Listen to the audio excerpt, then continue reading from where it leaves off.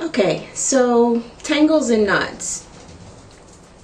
It's not just us curly girls, kinky girls that get them. Even straight hair gets them.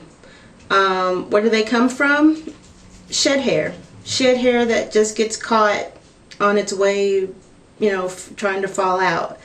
Now, the difference is when your hair is straight, it falls out with ease because there's nothing for it to catch on to. I mean, it can and it happens, but for the most part, it's easy to deal with. And not only that, it's easy to use a tool to get it out because those tools are made for straight hair. Even thinking about a tool in the direction and the way that you use it shows that it's for straight hair. Taking a rake and simply going down a curly head probably is going to cause more problems than it's going to help. Especially when you're on, and of course I'm going to use my hair typing system from now on and say that when you're at the top of the food chain and you have the smallest, tightest curls, those tools, well, at least tools that are available, do not effectively remove our tangles or detangle our tangles without breaking our hair or causing knots, which at that point all you can do then is cut it off or break it off.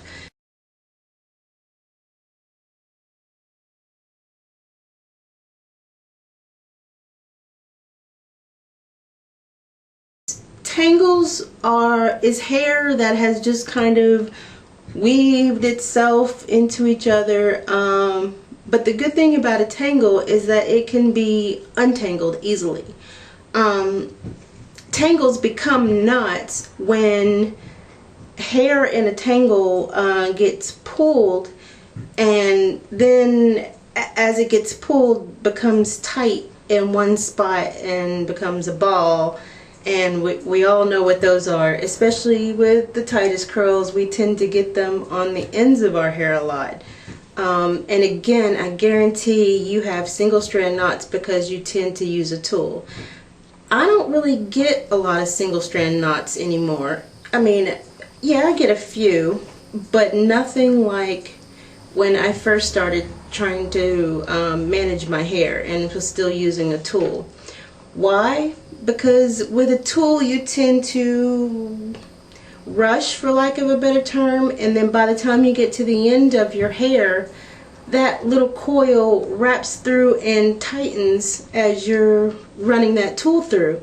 So that's why I'm such a proponent of using your fingers, because that's where you have the ultimate control. You can feel what you're doing, you know what's there, you're not going, even psychologically, if you find a snag, psychologically you're not just going to rip your hair out. With a tool, you're kind of disconnected from what you're doing, and if you tend to have a lot to deal with because you don't deal with your hair on a regular basis like you should, then you're going to have more shed hair and more tangles to deal with than you need to. And using a tool, thinking that that's the thing that's supposed to help you, and then when it doesn't, you get to the end and you're just like, forget it, rip.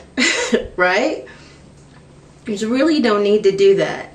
So use your fingers. As your hair gets longer, that's going to become more of a problem, and then you're going to think to yourself, well, maybe I need to cut my hair. You may even start thinking natural hair isn't for me and I need to perm my hair because I can't take care of it, and you start using the whole maintenance issue as a reason not to wear your hair natural. And really and truly all it is using the right techniques. Once you get the techniques down, there's no more maintenance to this hair than other hair. So let's take a look. I mean, I do everything I can to do things right. I try to maintain my hair on a regular basis. I don't go days on end without removing shed hair through co-washing. But even myself doing all of that and, trying to keep my hair stretched as much as possible so I don't get the recoil, you're still gonna get tangles, and I still get them. It's just what hair does. This is my full detangling day, and what I typically do is do it the day before I wash my hair. After, you know, I usually wash my hair 7 to 10 days, and then I wash my hair again, and then in between that time I either do my cantu shea, you know, after co-washing. That's usually my staple at this point.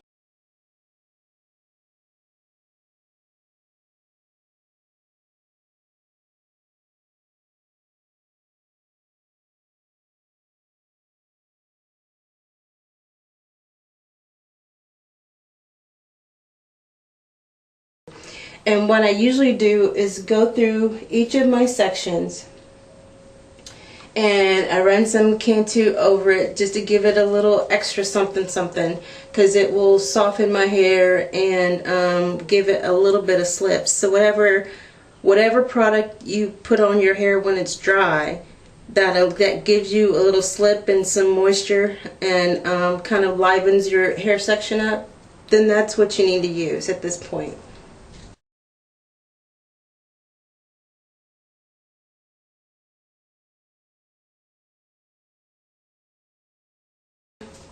So what I do, I start from the base and I do this. Just what I'm trying to do is, and I run my fingers all the way down the shaft, trying to flatten my hair. And flatten meaning I should feel that my hair is separated between my fingers. And then when I get to a point of feeling a clump of hair, I know I've, you know, obviously found a tangle. So I start from the base, and I know that's opposite of using a tool. Using a tool, usually say start from the end. But with our hair, you want to start from the base. Let's see, can you see that? And I'm just flattening my hair between my fingers, making sure that it will separate. And I go all the way down until I get to a tangle. And so then I try to take all the hair that I can away from it to make it easier to deal with, so I can just focus. And there's another one, so I'll go ahead and grab that too. And again, I just want to concentrate on that tangle and just rub back and forth, and also try to I'm not pulling to necessarily separate at this point. I'm just pulling to open up the tangle so that I can separate it easier. And by opening it up, I have less of a chance of creating a knot. And I'm just going slow, because if you go too fast, chances are, again, you will create a knot. And I just go all the way down, trying to take one hair or 2 hairs at a time out of the tangled section, and then I go back up and then I recheck to make sure I got it, and again I discover another knot, or tangle I should say, because at this point it can be removed easily. And again, I'll go a little slower. I've come pretty much a pro at this, so I tend to go pretty fast with my hand speed, but I guess I should slow down to show you. I just take that tangle and again smush between my fingers to try to open it up while I'm pulling hairs out of it all the way to the end until I get that shed hair out. Or sometimes it's just hair that has tangled together.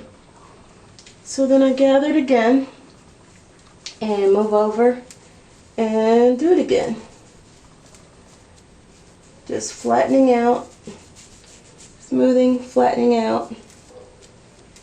And I've done this technique when I've had a whopper, like it felt almost dread-like. And this has worked. Now granted, when it gets to that stage, it's going to take you a minute, but you can remove it. And as you can see, I really need to trim my hair, but that's shed hair, and it's still attached. To the end, I just want to kind of pull through. And this is the point where I feel like I can finger rake lightly. You know, just go slow, give your hair time to unwind. And then, you know, pull apart any sections. And then I try to coax those shed hairs out. See? Just a few. Just a few is causing all that turmoil. So wait till I get in the shower, and then, you know, again, when your hair is wet, it's more forgiving. And then I can deal with the ends. As I'm still talking to you, trying to deal. It's hard. It's hard once you find it. It's hard to let it go. Okay, I have to. And also what you need to do is make sure that you're trimming your hair on a regular basis. Now, I have to admit, I'm guilty of not doing it as often too. And what I realized after about 3 or 4 months, and I start getting a lot of tangling and knotting at the ends of my hair, well, actually tangling and knotting in general. And then when I think about when was the last time I trimmed my hair, it's been about 3 or 4 months. So let me leave this hair section alone. So yeah, so that's how you deal with tangles and knots. Now, if you get a knot, and I don't know, I'm sure if I look hard enough I can find one.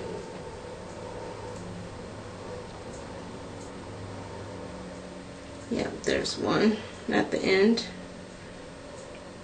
Oh.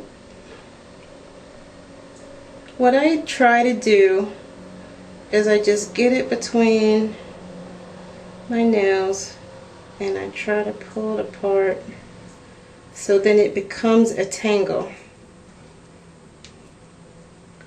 And then just slowly try to break it apart. And even if you're doing twists, you should be untwisting your hair and trying to get that shed hair out, and then retwisting your hair every night if twist outs and twisting is what you do.